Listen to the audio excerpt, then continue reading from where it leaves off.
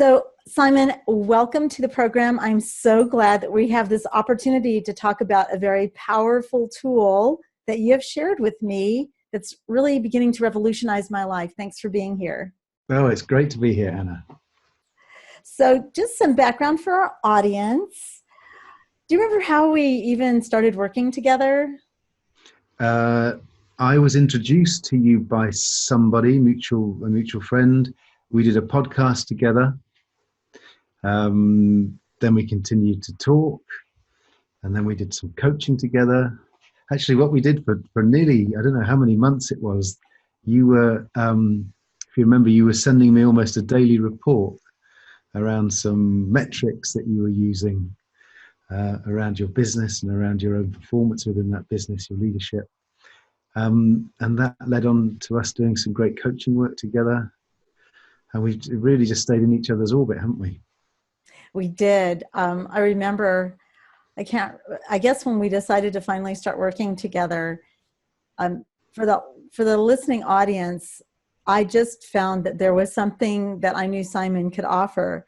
And so Simon, I would send these emails, and sometimes I wouldn't get any kind of response from Simon. It might be a week. And I mean, for a while there, you were sending me back some feedback maybe every couple of days. So that was kind of keeping me moving. And then there was a point, I don't remember if you were out of country or what was going on, but I wasn't getting any feedback. And I thought, what's wrong? And I thought, you know what? It doesn't matter. I'm getting benefit just out of doing this exercise. So I continued to send the emails. And when we finally began to work together, I remember you said something like, I've never had someone be so persistent in staying in contact. So when we started coaching, there was persistence, but also consistency. And I think that was what was really impressive. Yeah, I mean, bringing that level of consistency of focus, it inevitably starts to have results, right? I did. Some of them were not quite the results I expected, but that's for a different conversation. Now, today, what we're going to be talking about is a powerful tool, like I said, that we had talked about it through our coaching. I've read books about it, and it all sounded very good and very ethereal, but it didn't seem very doable because it required the use of my imagination. And while I may be consistent, it's hard for me to reach into my imagination. And so we're going to talk today about creative visualization. Now, how has that transformed your life? Just so our listeners and viewers can understand the power of this tool. Well, I've always, for many, many years, been really good at setting goals, having a sense of, objective. I think Stephen Covey talks about, always starting with the end in mind. So I understood the concept of being clear on where it is that you wanted to get to. But what has become more and more apparent to me more recently is that it's not just about a form of words to connect in with, but there's a feeling tone to a vision. So a vision for me is something, a description of a future state, but we bring it into the present moment. And the way that I find that works most effectively for me is not just to have it as words, but to have visions and associate emotions with the objectives that I want to create. And so I'm bringing in the emotions of that completed state into the present. And how it has transformed things for me is that, that's how I go about everything I do now. Is I spend plenty of time up front creating not just a description, but really connecting with the feelings and the emotions of what it is that I want to create. Because energy attracts like energy. And I believe that once we're sort of like vibrating with the energy of the things that we want to create, then we start to experience the serendipity, the opportunities, the synchronicities, all the things that we need to start to bring our visions to life. I think as you were talking, I was thinking of images. So pictures help I remember one year I decided I wanted to go to Ireland. So I bought myself an Irish calendar with beautiful pictures. And by the fall, I was booked and going to Ireland in spite of a broken arm. Mm. But let me ask this question.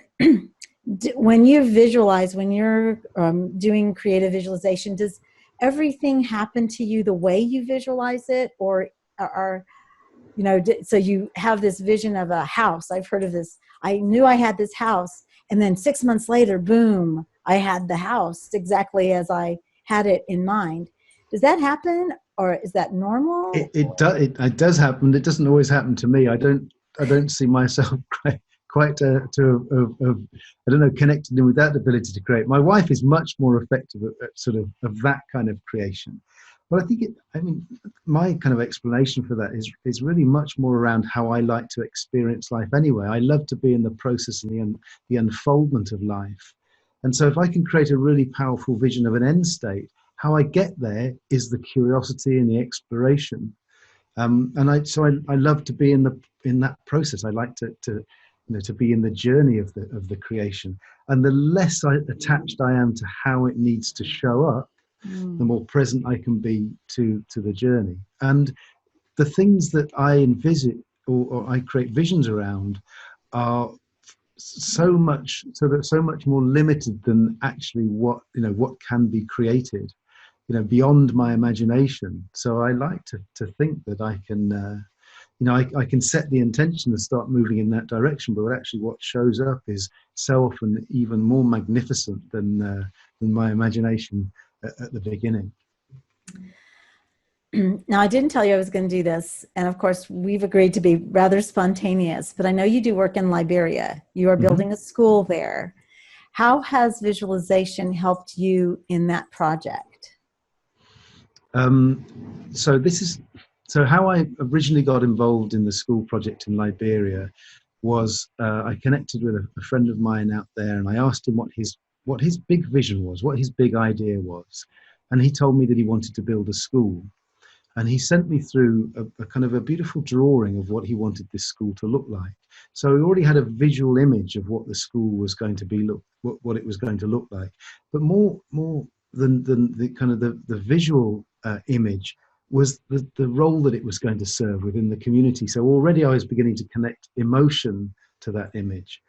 And then what I did, I sat down, and this is absolutely true, I started to write letters from the students who went to the school.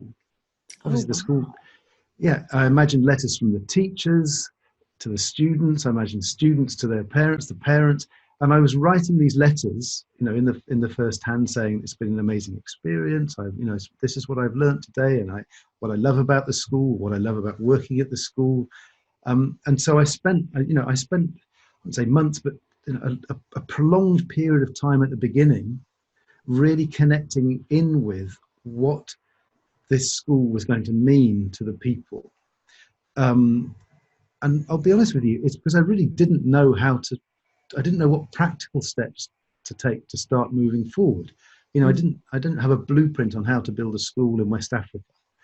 But what I do believe is if I could connect with the vision powerfully, and again, the emotion of the completed school, and the experience. The school isn't built yet, but if I started to describe some of the things that have been created in that process, it's just been incredible. Some of the synchronicities, the opportunities that have shown up, which I couldn't possibly have predicted.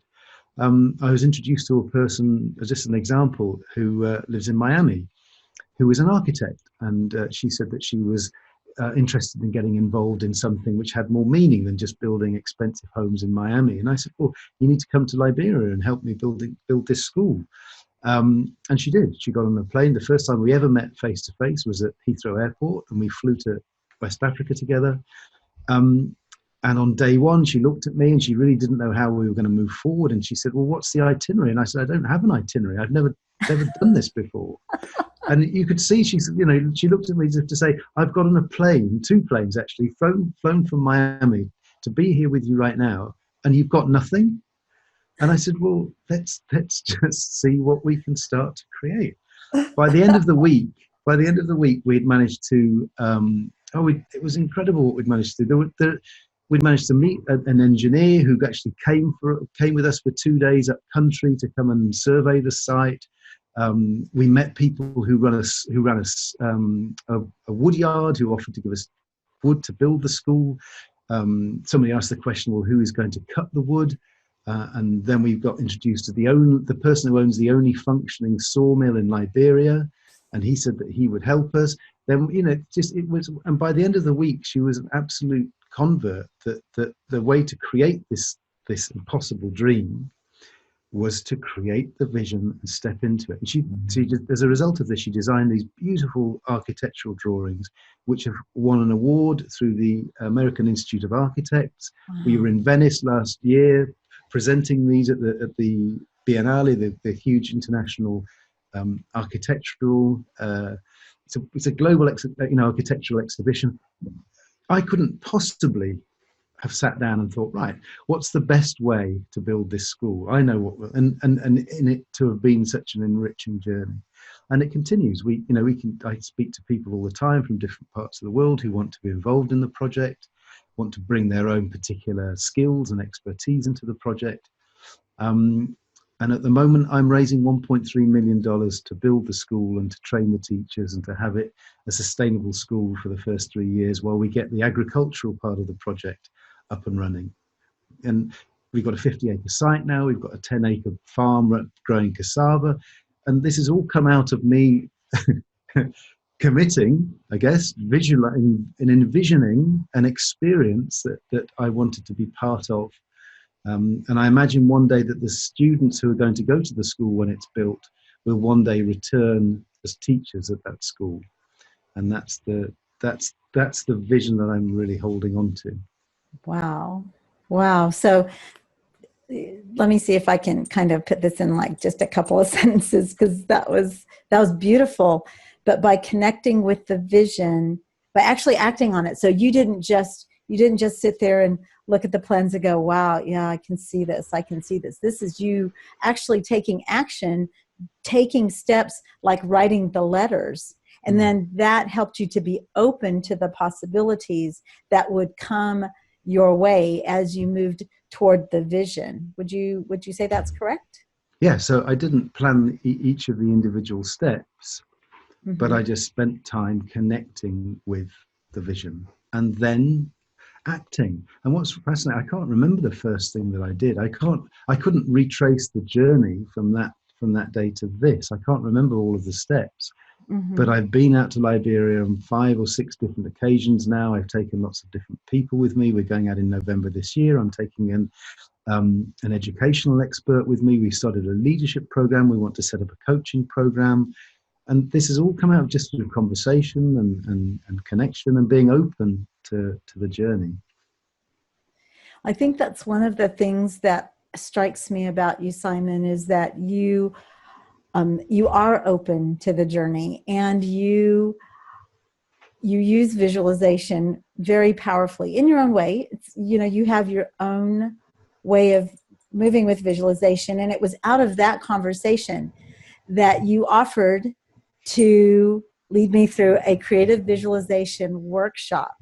And so we're going to take a break here, but in the next segment, I want to go a little deeper into how we did that, and so that other people could see, because some people just need to see it, and then perhaps find out how they could do one with you. So we'll be back after the break, and we'll be talking about a creative visualization workshop.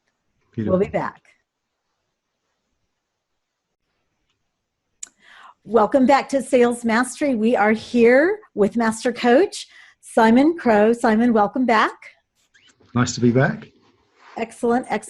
So in the last segment, we talked about how visualization played a part in the things you're doing, particularly in the work that you're doing in Liberia. But we wanted to go deeper into the actual workshop process, because when you and I started, I was excited, but I thought, this just seems like way too big for me to really wrap my head around, which was, to be honest, the reason why I did not really take visualization as a serious part of my daily routine. And so that's where you stepped in and said, would you like this workshop? And knowing you, knowing the clarity that you help and you bring, I didn't have to think twice about it. So let's talk about the visualization workshop and kind of how we got the whole thing started. And then we'll talk about how it has manifested in my life, because I think that'll be powerful for people to understand. Mm, mm, mm. So do you want me to talk through pretty much what it is that the process involves?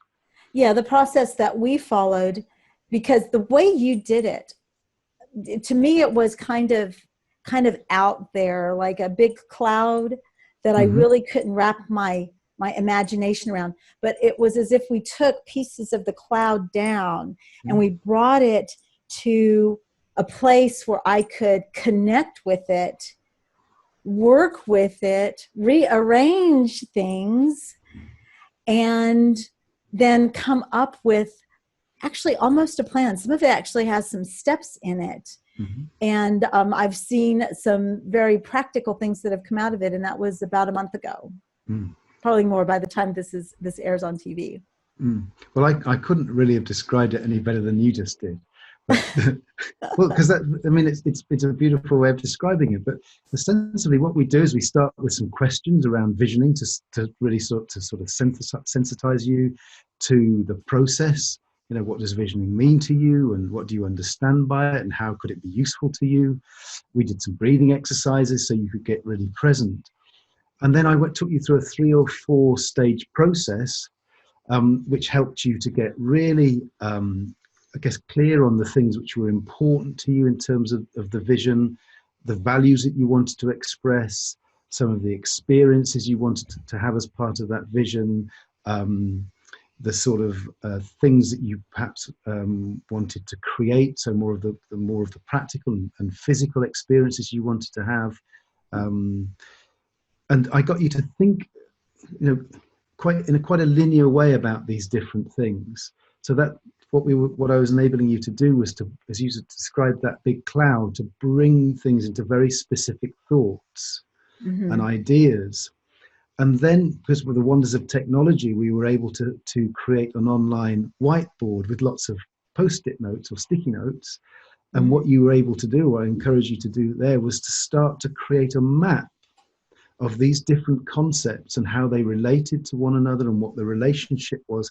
So already the process of visualization had taken place, because these weren't just concepts any longer. They had a relationship to one another. They, if you like, they started to become the elements, the ingredients of the future that you wanted to create. And from that place, I got you to talk about how this map that you generated reflected your thinking, reflected your desires, and the thing, and how it related to the thing that you wanted to create.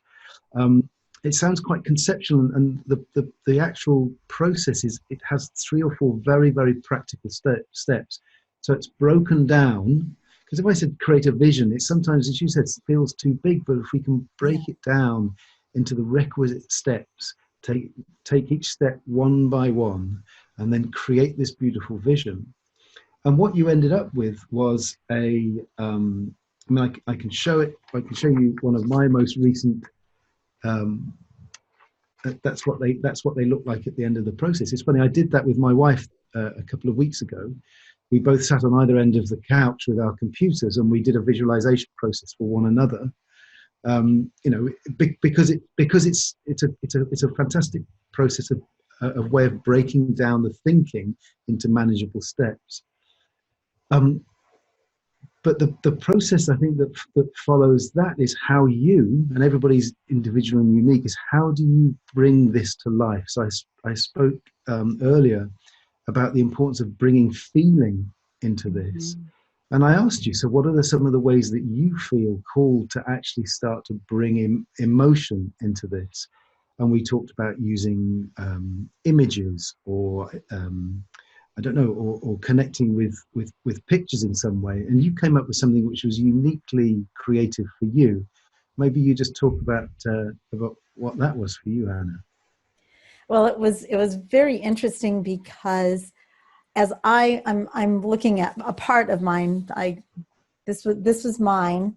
So what we did is you just asked me a series of questions, gave me time to write down, I gave them verbally to you, then you put them in a spreadsheet, and from the spreadsheet you were able to create these little post-it note things like that.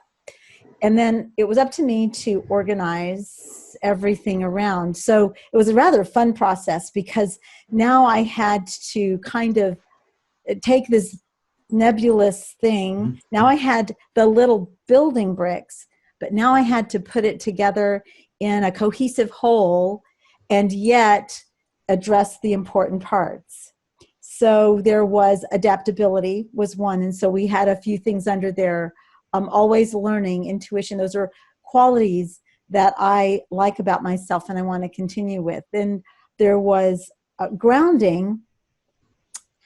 In the middle of everything was a hub. To me, I had to create a hub. What was everything going to feed? What was everything going to point to?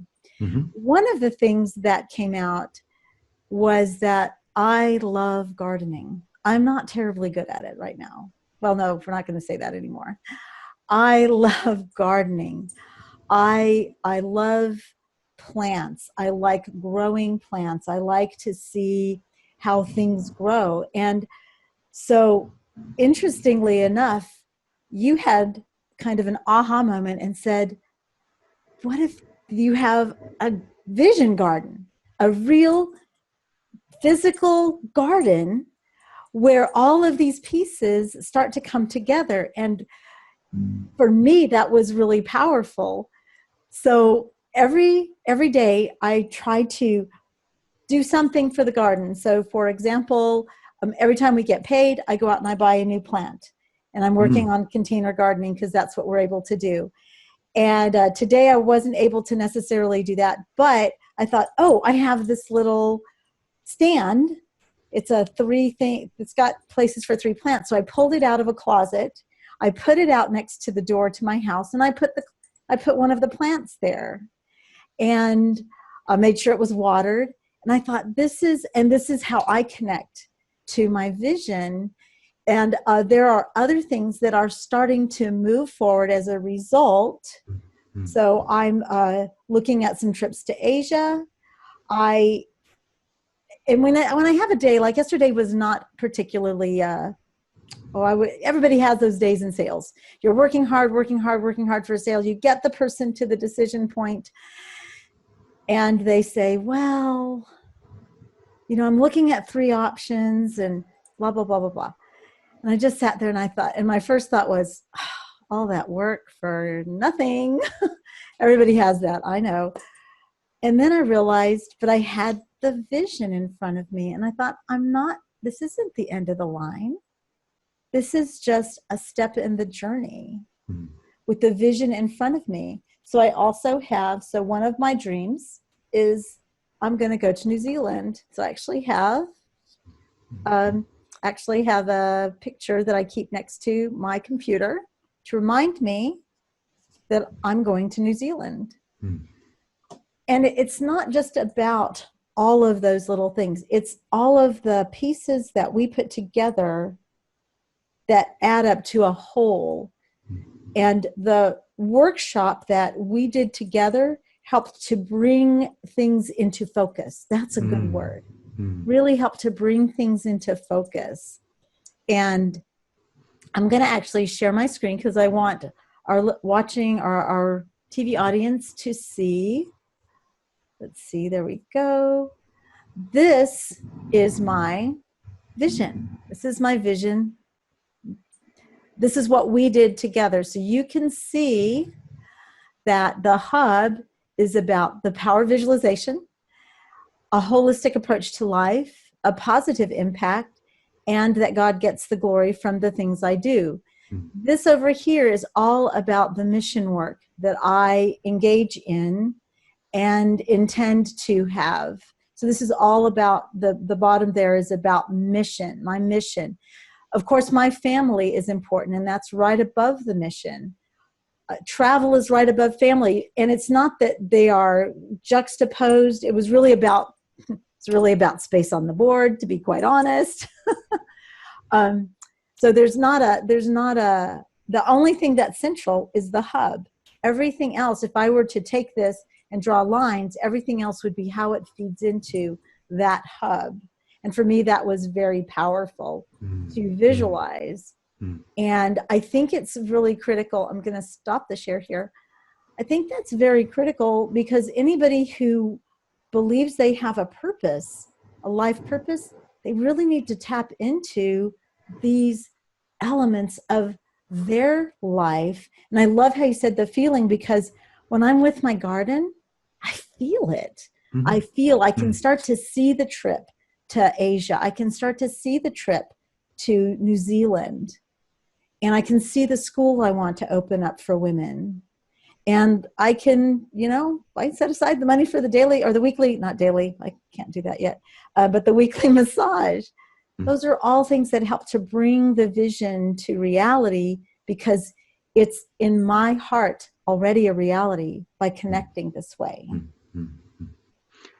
Yeah. So what I heard you just say was the process brings things from being nebulous into focus, and it enables you then to start bringing the feeling tone to life daily. And the way that you're doing that is through this beautiful garden that you're creating for yourself. So the process of tending, if you like, your garden is such a great metaphor for how you're bringing energy into the words which you just showed with those sticky notes. Because to me, I ask my clients to think specifically about how will you connect with the energy of this vision every day. Because it's one thing to have a piece of paper with some pretty patterns on it, but how will you bring the feeling tone of the completed state into your experience every single day? And there are many, many ways of doing that, and that's also part of the workshop, is identifying, because it's different for every single person. Not everybody's going to have that hub. Not everybody's going to be interested in gardening. Right. But it's funny. I did one of these yesterday with somebody who, what was interesting is that the center of their vision was their body. Wow. And it was really interesting that this person hadn't really realized that his physical, he's a physical specimen, he's a big, tall, strong man, but he saw his exercise as just a way of feeding his body. But actually, through the visioning process, he realized that it's the body which enabled him, that gave him the strength as all of the other things. So it wasn't self-referencing. It was actually, if he started at the wisdom and the knowing of his body, he could make much better decisions in his life and have much more clarity about how he wanted to move forward. So they're all completely unique, and that's again the beauty of the process is that I have some steps. So we have a process, but the content is all yours. It all belongs to the client. So I'm not influencing that in any way, but what I'm helping them to do is to bring that to life for themselves in a way that they then feel inspired to start taking action. And I will say, Simon, that is something that you are very, very well versed at. I guess that's one of the reasons that we stay connected. And I am so grateful that we met and we continue to work together. Now, you can do these individually for people like you did for me. If somebody wanted to have this experience, if they're feeling like there's something they need to absolutely get clear and they want this, how do they get in touch with you? So the easiest way is to send me an email, and my address is mail@simoncrowe.com, or you can visit my website, and there are links there to my online schedule, and you can book a 10-minute slot, and we can explore exactly what it is that you want to talk about, and from that we can book the time in for us to do the visualization process. And I highly recommend it. Obviously, it has made a difference, and that's why I invited Simon. Simon, thank you so much for sharing your expertise, your passion with our audience. We are grateful to have you today. Thank you, and it's been wonderful to see you again.